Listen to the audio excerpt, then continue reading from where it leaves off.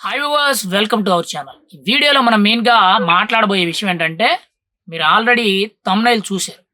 అంటే వీళ్ళ ముగ్గురి పరిస్థితి ఏంటి? వీళ్ళ ముగ్గురి రాజకీయ భవిష్యత్తు ఏంటనేది ఈ వీడియోలో మనం మాట్లాడుకుందాం. అసలు వీళ్ళు చేసిన తప్పేంటి? లేదు అనంటే వీళ్ళ రాజకీయ ప్రస్థానం కోసం ఒక తప్పు అడుగేశారా అని చెప్పి మనమైతే ఈ వీడియోలో చాలా క్లియర్‌గా మాట్లాడుకుందాం. అసలు ఎవరు ఈ ముగ్గురు అనంటే ముందుగా ఏలూరు మాజీ ఎమ్మెల్యే అయిన, మాజీ ఉప ముఖ్యమంత్రి అయిన ఆళ్ల కాళీకృష్ణ అలియాస్ ఆళ్ల నాని. అండ్ రెండో వ్యక్తి భీమవరం మాజీ ఎమ్మెల్యే అయిన గ్రంథి శ్రీనివాసరావు. అండ్ మూడో వ్యక్తి విశాఖ మాజీ ఎమ్మెల్యే అండ్ మాజీ పర్యాటక శాఖ మంత్రి అవంతి శ్రీనివాసరావు. వీళ్ళ ముగ్గురు కూడా వైఎస్ఆర్‌సీపీలో చాలా కీలకంగా వ్యవహరించడం జరిగింది. ఇప్పుడు ఆయా నియోజకవర్గాల్లో వీళ్ళు రాజీనామా చేయబట్టి వైఎస్ఆర్‌సీపీకి పట్టు తగ్గిపోయింది. వైఎస్ఆర్‌సీపీ ఉనికి చచ్చిపోయింది. అయితే ఇక్కడ ఆళ్ల నాని ఆయన రాజీనామా చేసి దాదాపుగా 6 నెలల సమయం అయింది. అండ్ గ్రంథి శ్రీనివాసరావు గారు కూడా ఈవెన్ నెలన్నర, 2 నెలలు అవుతుంది ఆయన రాజీనామా చేసి. ఇటు అవంతి శ్రీనివాసరావు గారు కూడా దాదాపుగా నెలన్నర, 2 నెలల సమయం అయితే వైఎస్ఆర్‌సీపీ పార్టీకి రాజీనామా చేసి సమయం అవుతుంది. అయితే వీళ్ళు ఎప్పుడో రాజీనామా చేశారు. కానీ వేరొక పార్టీలోకి, అంటే కూటమి పార్టీలోకి ప్రత్యేకించి కూడా తెలుగుదేశం, ముఖ్యంగా జనసేన, బీజేపీ పార్టీల్లో జాయిన్ అవ్వడానికి వీళ్ళ ప్రయత్నాలు వీళ్ళు చేస్తున్నారు.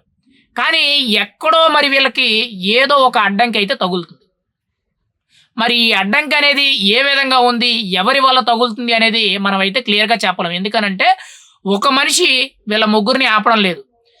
రాష్ట్ర వ్యాప్తంగా ఉన్న టీడీపీ, జనసేన, బీజేపీ కార్యకర్తలు ఎవరైతే ఉన్నారో వీళ్ళు అడ్డం పెట్టడం జరుగుతుంది. అంటే ఇక్కడ ఆళ్ల నాని గారు ముందుగా జనసేనలో జాయిన్ అవుతారన్నారు. జనసేనలో జాయిన్ అవుతారని చెప్పి ముందు వార్తలొచ్చాయి. తర్వాత టీడీపీలో జాయిన్ అవుతారని చెప్పి వార్తలొచ్చాయి.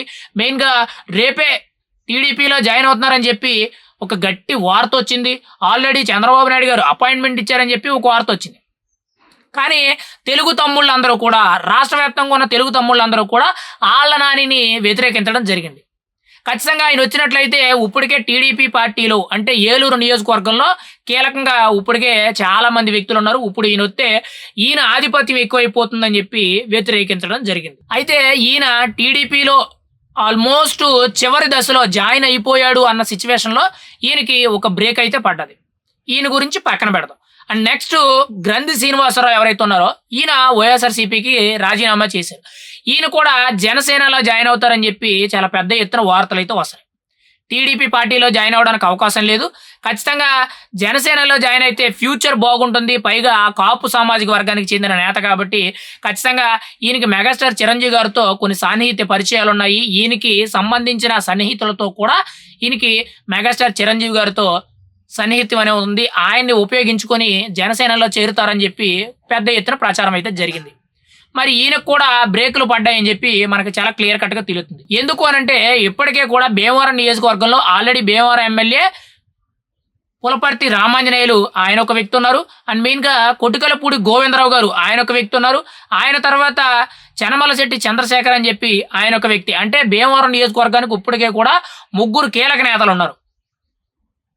అంటే పవన్ కళ్యాణ్ గారు కాకుండా ముగ్గురు నేతలు అనేవాళ్ళు భీమవరం నియోజకవర్గానికి ఉన్నారు. మరి గ్రంథి శ్రీనివాసరావు గారు భీమవరం జనసేనలో జాయిన్ అయినట్లయితే ఖచ్చితంగా ఈయన టికెట్ ఆశించే అవకాశం ఉంది. ఖచ్చితంగా ఈయన ఆధిపత్యం ఎక్కువైపోద్ది. పైగా గత 5 ఏళ్ళు కూడా ఈయన పవన్ కళ్యాణ్ గారి మీద లగ్గి చాలా పెత్తనాలు చెలాయించారు. జనసేన మీద తీవ్ర వ్యతిరేకత ఉంది. కొంతమంది జన సైనికుల్ని కొట్టారు, ఇబ్బంది పెట్టారు, కొన్నిసార్లు గొడవలు కూడా పడ్డారని చెప్పి కొన్ని ఆరోపణలు అయితే ఉన్నాయి. ఇంకా ఇవి సరిపోలేదన్నట్టు కొంత అవినీతి రూపంలో కూడా కొన్ని మాటలైతే వినిపిస్తున్నాయి. ఇక్కడ గ్రంథి శ్రీనివాసరావు గారు కూడా బ్రేక్ పడ్డది. ఈయన గురించి కూడా పక్కన పెడితే అండ్ నెక్స్ట్ విశాఖ ఎమ్మెల్యే మాజీ మంత్రి అవంతి శ్రీనివాసరావు. ఈయన రాజకీయ ప్రస్థానం అనేది మొదలైంది మొదటగా ప్రజారాజ్యం పార్టీలో. అప్పటి నుంచి కూడా ఈయనకి చిరంజీవి గారితో కానీ, పవన్ కళ్యాణ్ గారితో కానీ కొన్ని సన్నిహిత సంబంధాలు అయితే ఉన్నాయి. ఈయన కూడా కాపు సామాజిక వర్గానికి చెందిన నేత. అయితే ఈయన రాజీనామా చేసి, అంటే వైఎస్ఆర్‌సీపీ పార్టీకి రాజీనామా చేసి దాదాపుగా 2 నెలల సమయం దగ్గరకు వస్తుంది. కానీ ఇప్పటి వరకు కూడా నెక్స్ట్ స్టాండ్ ఏంటి అంటే జనసేనలో చేరుతారని చెప్పి వార్తలు అయితే వస్తున్నాయి. కానీ ఇంకా ఎప్పుడు జాయిన్ అవుతున్నారు, ఎవరిని పట్టుకున్నారు, ఎవరి ద్వారాగా పార్టీలో చేరుతున్నారు అనేటట్టు ఎటువంటి వివరాలు లేవు. అంటే ఇటు మెయిన్‌గా గ్రంథి శ్రీనివాసరావు గాని, ఇటు అవంతి శ్రీనివాసరావు వీళ్ళిద్దరూ ఒకేసారి ఇంచుమించు ఒకే రోజు పార్టీకి రాజీనామా చేశారు. ఒకరి తర్వాత ఒకరు రాజీనామా చేశారు. కానీ ఇప్పటి వరకు కూడా జనసేనలో జాయిన్ అవుతారని చెప్పి కొన్ని వార్తలైతే వినిపిస్తున్నాయి గానీ, జన సైనికులందరూ కూడా వ్యతిరేకించడం జరుగుతుంది. ఇప్పుడు వైఎస్ఆర్‌సీపీ పార్టీలోనే బయటకొచ్చేసారు. ప్రెజెంట్ రాజకీయాలకి వాళ్ళకి సంబంధం లేనట్టు చాలా కీలకంగా మౌనంగా ఉండడం అయితే జరుగుతుంది. మరి ఏ పార్టీలో జాయిన్ అవుతారు? వీళ్ళ ముగ్గురు కూడా ఖచ్చితంగా జాయిన్ అయ్యే అవకాశం ఉందా? లేదనంటే ఇంకా రాజకీయాలకి దూరంగా ఉంటారనేది తెలియవలసింది. ప్రస్తుతానికి చూసుకుంటే వాళ్ళు ఇంకొక 15, 20 సంవత్సరాల వరకు కూడా దాదాపుగా రాజకీయాల్లో ప్రయాణం చేసే అవకాశం అయితే ఉంది. వయసు ఉంది. అండ్ మెయిన్‌గా డబ్బు బలం, అధికార బలం, అంగబలం అన్నీ ఉన్నాయి. కానీ ఎక్కడా కూడా వాళ్ళకి అవకాశం అనేది దొరకడం లేదు. వైఎస్ఆర్‌సీపీలో రాజీనామా చేసి బయటకొచ్చారు. కానీ ఇక్కడ ఈ పార్టీలో రావాలి అనంటే వీళ్ళ గతంలో చేసిన తప్పులనేవి వీళ్ళని వెంటాడుతున్నాయి. అంటే వైఎస్ఆర్‌సీపీ పార్టీలో ఉండి వీళ్ళు ఇష్టానుసారంగా ఏవైతే మాట్లాడారో ఇవి ఈరోజు వాళ్ళకి పాపాల్లా చుట్టుకొని వాళ్ళు ఏ పార్టీలోకి వెళ్ళాలన్నా కానీ వ్యతిరేకం అవుతుంది. గతంలో రాజకీయం ఎలా ఉండదనంటే ఈ పార్టీలో నచ్చకపోతే ఇంకో పార్టీలోకి చాలా ఈజీగా వెళ్ళిపోయారు. కానీ 2019లో ఎప్పుడైతే వైఎస్ఆర్‌సీపీ గెలిచిందో అప్పటి నుంచి కూడా రాజకీయం అంతా కూడా రివర్స్ అయ్యింది. ఎందుకనంటే ప్రతి ఒక్కరు కూడా ఎమ్మెల్యే లేదనంటే నేనొక ప్రజాప్రతినిధిని, నేనొక రాజకీయ నాయకుడిననే ఒక పదవిని అడ్డం పెట్టుకొని ఇష్టానుసారంగా ఎవరు పడితే వాళ్ళు దౌర్జన్యాలకి, దోపిడీలకి, అవినీతి అక్రమాలకి పాల్పడిందే కాక ఎక్కువగా అమాయకుల మీద కేసులు పెట్టడాలు, వాళ్ళని ఇబ్బంది పెట్టడాలు ఇటువంటి పరిణామాలన్నీ కూడా గతంలో ఎన్నో చోటు చేసుకున్నాయి.